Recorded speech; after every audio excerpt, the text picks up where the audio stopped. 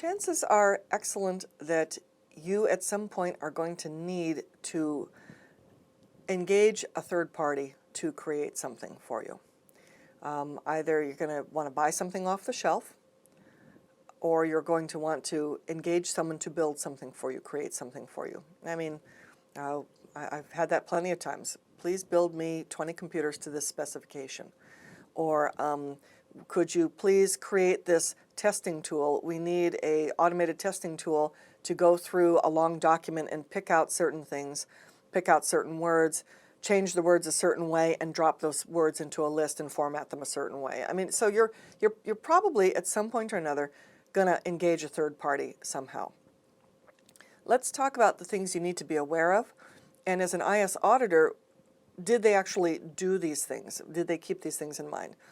Obviously, we all have preferred vendors and we have preferred products. What you have to be careful of is that preferred vendors and preferred products actually truly are in the best interest of the business. We've certainly in the United States recent history had cases where at very high levels, at the highest levels, contracts were given, major contracts were given unfairly to preferred vendors for reasons that were not necessarily in the best interest of the organization. And I've certainly been in situations where I had this one staffer, she was a volunteer. I wanted her to be hired full-time. As a volunteer, I could just bring her on. I knew her skills, and as a volunteer, and she developed all the skills that we needed.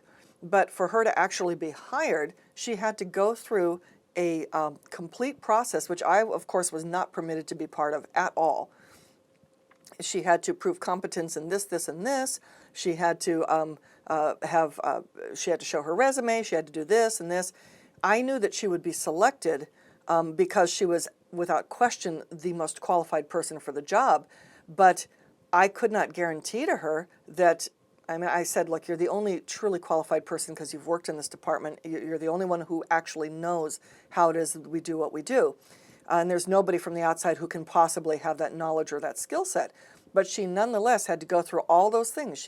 She had to actually produce things from a workstation that everybody had to do the same thing. And so it was a very fair, clear vetting process, and other managers were the ones who looked at it and reviewed the whole thing and made sure that she was indeed the best candidate, but they didn't go into it with a foregone conclusion. So when you're outsourcing and you're bringing people on board, you got to make sure that it's in the very best interest of the organization. As an IS auditor, you got to make sure that there wasn't just favoritism and nepotism and I'm just going to give my brother-in-law the contract kind of thing. It's got to be clearly in the best interest of the organization and the company. So we can use this kind of as a checklist here. When we're trying to get a vendor, or we're trying to acquire something, we're trying to buy something, first of all, we can see user feedback testimonials. How good is this product already, or how good is this vendor already? So we can get recommendations. We'll want to have provisions for competitive bidding.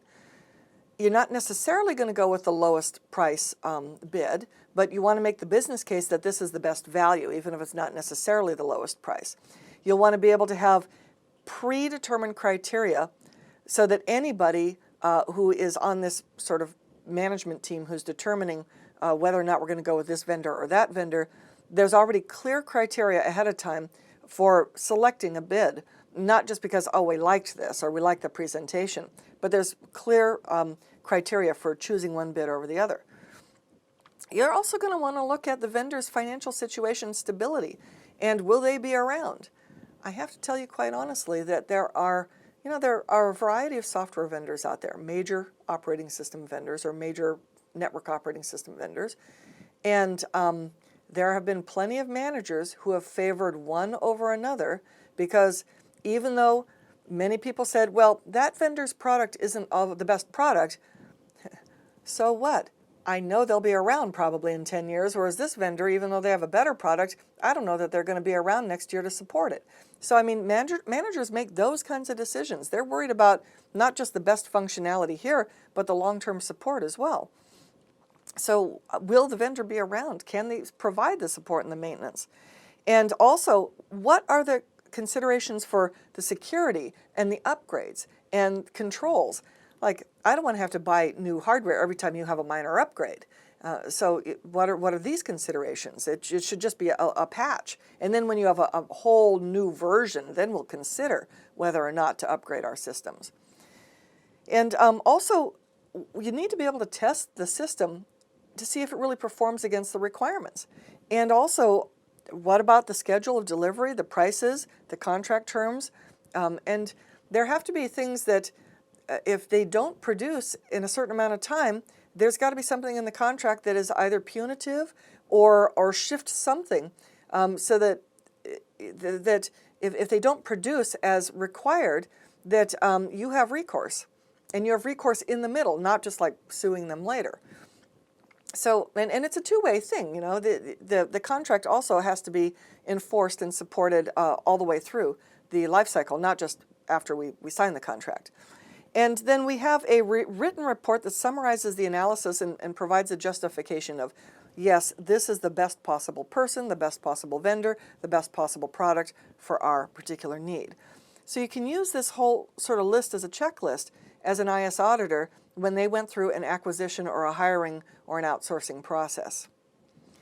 As we evaluate vendors, of course, we're looking at how fast is their turnaround? How fast is their response? If we call them, how good's their customer service? If we're in trouble, and that's part of the service level agreement, if we're in trouble and we call, we expect response within X number of hours.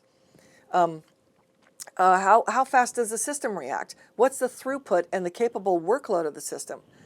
Got a great story in my home state. There was a product that was developed basically for the state to have a database for its Department of Motor Vehicles.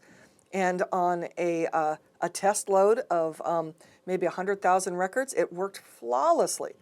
And when it hit production and there were millions of registered vehicle owners, it took a half hour just to find a record, even with a driver's license provided.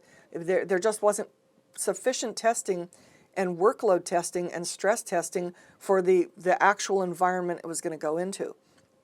Worked great in a smaller load set. Had the same thing in Africa. If we had just a couple hundred records, no problem. We got a report, just boom.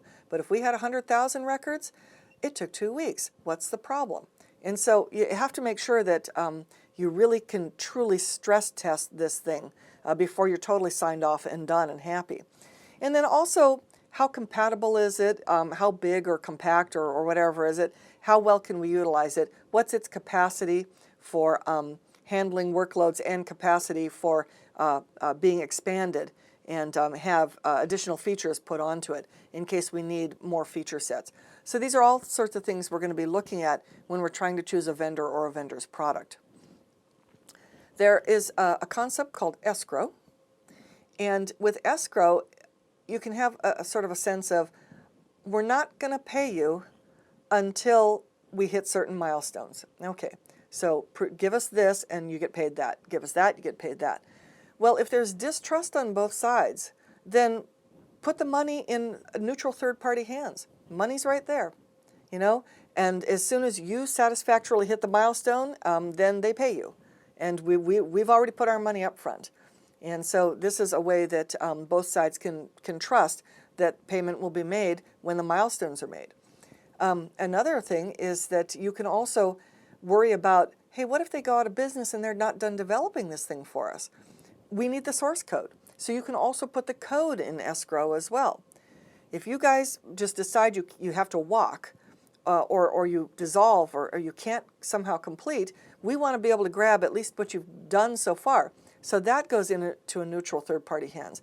So we have code escrow as well as the money escrow. For the contract management process, like I said before, even after you sign the contract, you need to enforce it. And the IS auditor needs to see, you know, the contract stipulated this, this, this, and this. Was it being enforced? And so you want to look at that as well. The contract is not just a sign, we're done, let's go. But it's going to have stipulations in it that also need to be managed and enforced. So when we're looking at when we're evaluating control mechanisms for systems, the IS auditor, we need to look at, did they acquire this thing because they truly needed it? And what process did they go through to justify the acquisition or the hiring or the outsourcing or the whatever? Did it begin with the business need? And did we verify that we met certain prerequisites or requirements? And did we verify that we started gathering our requirements for the infrastructure, for the hardware? We weren't just surprised that, oh, we didn't know we had to upgrade to 64-bit machines. And did we determine, were there different vendors? And what were the pros and cons of all the vendors? And what was the final process for choosing one vendor over another? Not necessarily just cost. So the IS auditor is going to want to look at all of these things when we outsource or acquire or we pay a third party to assist us with a project.